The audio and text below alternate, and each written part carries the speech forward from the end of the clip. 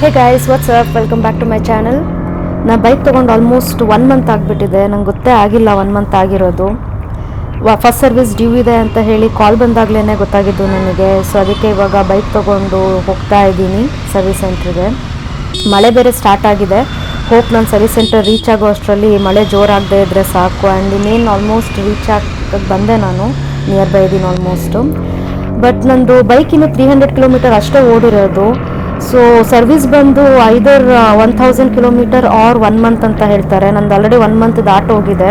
And ಮಳೆ daily ಬರ್ತಾನೆ ಇದ್ದಿದ್ದರಿಂದ ನನಗೆ ಎಲ್ಲೂ ಬೈಕ್ ತೊಗೊಂಡೋಗೋಕೆ ಆಗ್ತಾನೇ ಇರಲಿಲ್ಲ. ಸೊ ಹಾಗಾಗಿ ಜಸ್ಟ್ 300 ಕಿಲೋಮೀಟರ್ ಅಷ್ಟೇ ಓಡಿರೋದು. ಸೊ ಹೋಪ್ ಫಸ್ಟ್ ಸರ್ವಿಸ್ ಆದಮೇಲಾದರೂ ಯಾವುದಾದ್ರೂ ಲಾಂಗ್ ರೈಡ್ ಹೋಗಬೇಕು ಅಂತ ಪ್ಲ್ಯಾನ್ ಮಾಡ್ಕೊಂಡಿದ್ದೀನಿ. ನೋಡಬೇಕು ಹೆಂಗಾಗತ್ತೆ ಅಂತ. ಆ್ಯಂಡ್ ಇದು ಸೇಮ್ ಪ್ಲೇಸ್, ನಾನು ಬೈಕ್ ತೊಗೊಂಡಿದ್ದು ಕೂಡ ಇಲ್ಲೇ. ಸೊ ಬೇಸಿಕಲಿ ಅವ್ರದ್ದು ಗ್ರೌಂಡ್ ಫ್ಲೋರಲ್ಲಿ ಸೇಲ್ಸ್ ಡಿಪಾರ್ಟ್ಮೆಂಟ್ ಇದೆ ಆ್ಯಂಡ್ ಫಸ್ಟ್ ಫ್ಲೋರಲ್ಲಿ ಸರ್ವಿಸ್ ಸೆಂಟರ್ ಇದೆ. ಸೊ ಬೈಕ್ ಎಲ್ಲಿ ತೊಗೊಂಡಿದ್ನೋ ಅದೇ ಜಾಗಕ್ಕೆ ಮತ್ತೆ ಬಂದಿದ್ದೀನಿ ಸರ್ವಿಸಿಗೆ ಕೊಡೋಕ್ಕೆ. ಆ್ಯಂಡ್ ಫಸ್ಟ್ ಅವರು ಬೇಸಿಕ್ ಇನ್ಸ್ಪೆಕ್ಷನ್ ಮಾಡಿಕೊಂಡು ಮೇಲ್ಗಡೆ ತೊಗೊಂಡೋಗ್ತಾರೆ ಸರ್ವಿಸಿಗೆ.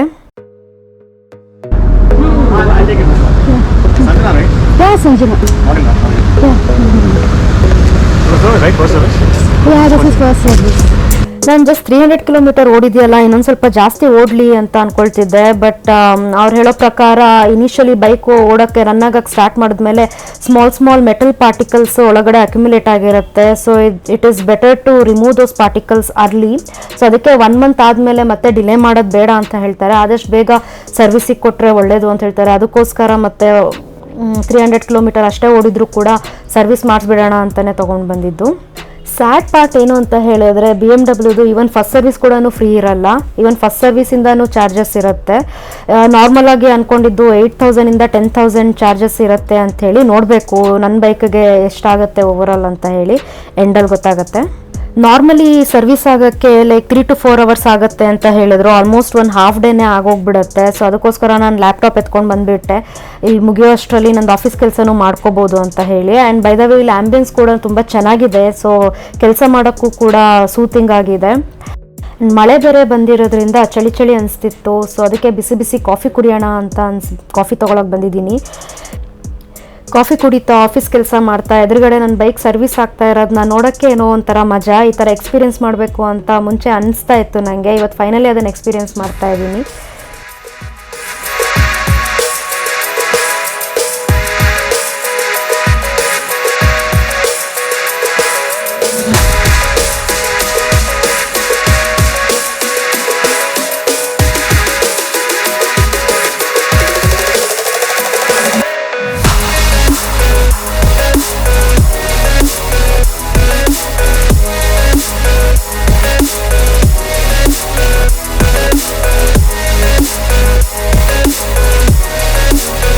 ಇವ್ರದ್ದು ಸರ್ವಿಸ್ ಸೆಂಟರು ಟ್ರಾನ್ಸ್ಪರೆಂಟ್ ಇರೋದ್ರಿಂದ ಆಚೆ ಕುತ್ಕೊಂಡು ಅವ್ರು ಏನೇನು ಮಾಡ್ತಿದ್ದಾರೆ ಎಲ್ಲ ಗೊತ್ತಾಗ್ತಾ ಹೋಗುತ್ತೆ. ಆ್ಯಂಡ್ ಏನಾದರೂ ಡೌಟ್ ಇತ್ತು ಅಂತ ಹೇಳಿದ್ರು ಕೂಡ ಅವ್ರನ್ನ ಕರೆದು ಕೇಳ್ಬೋದು. ಆ್ಯಂಡ್ ಎಲ್ಲ ನೀಟಾಗಿ ಎಕ್ಸ್ಪ್ಲೇನ್ ಮಾಡ್ತಾರೆ. ಆ ಗ್ಲಾಸ್ನ ಈಚೆಯಿಂದನೇ ಎಲ್ಲ ನೋಡಬೇಕು. ನಾರ್ಮಲಾಗಿ ಒಳಗಡೆ ಸರ್ವಿಸ್ ಏರಿಯಾದಲ್ಲಿ ಯಾರನ್ನೂ ಬಿಡಲ್ಲ, ರಿಸ್ಟ್ರಿಕ್ಟೆಡ್ ಏರಿಯಾ ಅದು. ಸೊ ಹಾಗಾಗಿ ಕ್ಯಾಮ್ರಾ ಅಲ್ಲಿ ತೊಗೊಂಡೋಗೋಕ್ಕಾಗಿಲ್ಲ. ಬಟ್ ನಾವು ಪರ್ಸ್ನಲಿ ಹೋದಾಗ ಅವರು ಪ್ರಾಪರಾಗಿ ಎಕ್ಸ್ಪ್ಲೇನ್ ಮಾಡಿದರು ಯಾವೆಲ್ಲ ಪಾರ್ಟ್ಸ್ನ ರೀಪ್ಲೇಸ್ ಮಾಡ್ತಾರೆ ನಾರ್ಮಲಾಗಿ. ಆ್ಯಂಡ್ ಫಸ್ಟ್ ಸರ್ವಿಸಲ್ಲಿ ಏನೆಲ್ಲ ಮಾಡ್ತಾರೆ. ಆ್ಯಂಡ್ ಅವ್ರದ್ದು ಸಿಸ್ಟಮ್ ಇರುತ್ತೆ. ಸೊ ಅದರಲ್ಲಿ ಬೈಕ್ದು ಎಲ್ಲ ಡೇಟಾನ ಡಂಪ್ ಮಾಡಿ ಅದನ್ನು ಹೇಗೆ ಅವರು ನೆಕ್ಸ್ಟ್ ಸರ್ವಿಸ್ ಟೈಮಲ್ಲಿ ಚೆಕ್ ಮಾಡ್ತಾರೆ ಅನ್ನೋದನ್ನು ಪ್ರತಿಯೊಂದನ್ನು ಎಕ್ಸ್ಪ್ಲೇನ್ ಮಾಡಿದ್ರು. ಆ್ಯಂಡ್ ನಂದು ಕ್ಲಚ್ ಲಿವರ್ ಬೇರೆ ಮುರಿದೋಗಿತ್ತು. ಸೊ ಅದಕ್ಕೆ ಅದನ್ನು ರಿಪ್ಲೇಸ್ ಮಾಡೋಕ್ಕೆ ಹೇಳಿದ್ದೆ. ಅವರು ಕಂಪ್ಲೀಟ್ ಕ್ಲಚ್ದು ಅಸೆಂಬ್ಲಿನೇ ಕೊಟ್ಟಿದ್ದಾರೆ. ಸೊ ಇಲ್ಲಿ ಜಸ್ಟ್ ಕ್ಲಚ್ ಲಿವರ್ ಮಾತ್ರ ಬೈ ಮಾಡೋಕ್ಕಾಗಲ್ಲ, ಕಂಪ್ಲೀಟ್ ಅಸೆಂಬ್ಲಿ ತೊಗೋಬೇಕು. ಕ್ಲಚ್ ಲಿವರ್ಗೆ ಆಲ್ಮೋಸ್ಟ್ ಎಷ್ಟು ಪ್ರೈಸ್ ಆಯಿತು ಅಂತ ಹೇಳಿ ಲಾಸ್ಟಲ್ಲಿ ಹೇಳ್ತೀನಿ, ನೋಡಿ ಅದನ್ನು. ಆ್ಯಂಡ್ ಹಾಗೆ ಒಂದು 200 ml ಆಯಿಲ್ ಕೂಡ ಉಳ್ಕೊಂಡಿದೆ. ಸೊ 2 ಲೀಟರ್ಸ್ ಆಯಿಲಲ್ಲಿ 1.8 ಲೀಟರ್ ಫಿಲ್ ಆಗಿದೆ. 200 ml ಉಳ್ಕೊಂಡಿದೆ ಅಂತೇಳಿ ಅದು ಕೊಟ್ಟಿದ್ದಾರೆ. ಮುಂದೆ ಬೇಕಾದರೆ ಅದನ್ನ ನಾನು ಟಾಪಪ್ ಮಾಡೋಕ್ಕೆ ಯೂಸ್ ಮಾಡ್ಕೋಬೋದು. ಓಕೆ, ಸೊ ಇವಾಗ ಬೈಕ್ ಪೂರ್ತಿ ರೆಡಿಯಾಗಿ ಬಂದಿದೆ. ಸೊ ಎಲ್ಲ ಸರಿ ಇದೆಯಾ ಅಂತ ನೋಡೋಕೆ ಒಂದು ಟೆಸ್ಟ್ ಡ್ರೈವ್ ಹೋಗಿ ಬಂದುಬಿಡ್ತೀನಿ ಕ್ವಿಕ್ಕಾಗಿ.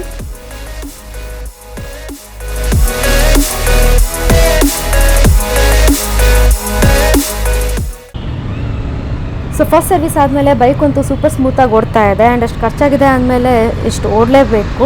ಆ್ಯಂಡ್ ಎಷ್ಟು ಖರ್ಚಾಗಿದೆ ಅನ್ನೋ ಕಂಪ್ಲೀಟ್ ಬ್ರೇಕಪ್ನ ನಾನು ಸ್ಕ್ರೀನ್ ಮೇಲೆ ಹಾಕಿದ್ದೀನಿ, ನೀವು ನೋಡ್ಬೋದು. ಹಾಗೆ ಹೈ ಲೆವೆಲಲ್ಲಿ ಹೇಳಬೇಕು ಅಂತ ಹೇಳಿದ್ರೆ ಲೇಬರ್ಸ್ ಮತ್ತು ಪಾರ್ಟ್ಸ್ದು ಚಾರ್ಜಸ್ ಬಂದುಬಿಟ್ಟು 5140 ರೂಪೀಸ್ ಆಗಿದೆ ಫಸ್ಟ್ ಸರ್ವಿಸ್ಗೆ. ಅದ್ರ ಜೊತೆ ನಾನು ಕ್ಲಚ್ ಕೂಡ ರಿಪ್ಲೇಸ್ ಮಾಡಿದ್ದೆ, ಹಾಗಾಗಿ ಅದು ನನಗೆ 3000 ರುಪೀಸ್ ಎಕ್ಸ್ಟ್ರಾ ಬಿದ್ದಿದೆ. ಸೊ ಓವರಾಲ್ ನೋಡೋಕ್ಕೆ ಹೋದರೆ ನಾರ್ಮಲಿ ಫಸ್ಟ್ ಸರ್ವಿಸಿಗೆ ನಾನು ಖರ್ಚಾಗಿದ್ದು 5140 ರುಪೀಸು.